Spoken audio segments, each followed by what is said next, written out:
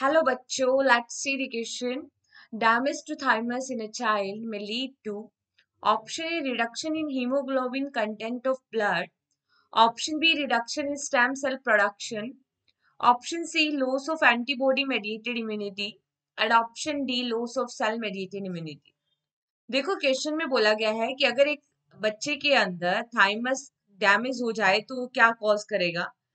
तो देखो अगर हम इस क्वेश्चन के अंदर की कंसेप्ट के बारे में बात करें तो सबसे पहले हमको पता होना चाहिए कि what is thymus. So we can say that thymus जो है that is the primary lymphoid organ, right.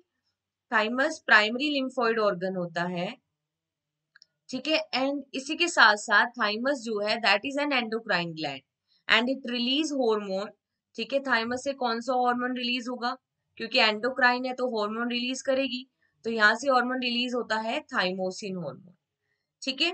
और हम देखते हैं कि जैसे जैसे एज होती है, एज के साथ साथ जो थाइमस है वो क्या होती रहती है, रिड्यूस होती रहती है, ठीक है।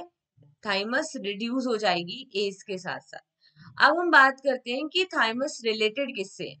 अब देखो it is primary lymphoid organ, तो हम देखते हैं कि जो इम्यूनोजेनिक सेल होती है टी सेल या जिनको टी लिम्फोसाइट्स कहते हैं, immunogenic cells that is known as the T lymphocytes. उन टी लिम्फोसाइट्स का डिफरेंशिएशन अगर हम बात करें, इनका मैचुरेशन कहाँ होता है, थाइमस में। ऑल्दो टी लिम्फोसाइट्स ओरिजिनेट कहाँ होती है, बोन मैरो के अंदर। अगर थाइमस डैमेज हो जाएगा तो हम बोलेंगे कि टी लिम्फोसाइट्स का फर्दर मैचुरेशन नहीं होगा, ठीक है। और टी लिम्फोसाइट्स इम्यूनिटी में हेल्प करती हैं।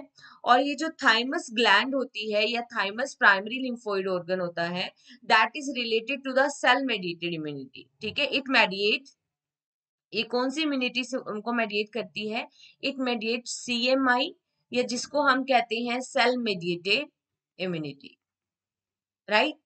तो अगर हम कहें कि थाइमस डिजनरेट हो रही है या थाइमस डैमेज हो रही है तो फिर कौन सी टाइप की इम्यूनिटी अफेक्ट होगी, सीएमआई या सेल मेडिएटेड इम्यूनिटी का लॉस हो जाएगा।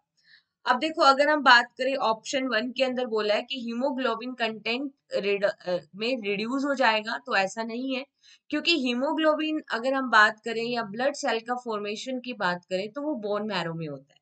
स्टेम सेल का प्रोडक्शन रिड्यूस नहीं होगा, ठीक है, क्योंकि जो बोन मैरो होता है वो स्टेम सेल प्रोड्यूस करता है। एंटीबॉडी मेडिएटेड इम्यूनिटी जो होती है वो बी लिम्फोसाइट्स की से मेडिएट होती है, और बी लिम्फोसाइट्स का अगर हम बात करें ओरिजिन एंड मैचुरेशन दोनों बोन मैरो में होता है। तो अगर हम यहाँ पे थाइमस की बात करें तो थाइमस डैमेज होने से loss of cell mediated immunity होगा। So finally the correct answer is only option D. Hope you understood this concept, right? Best of luck.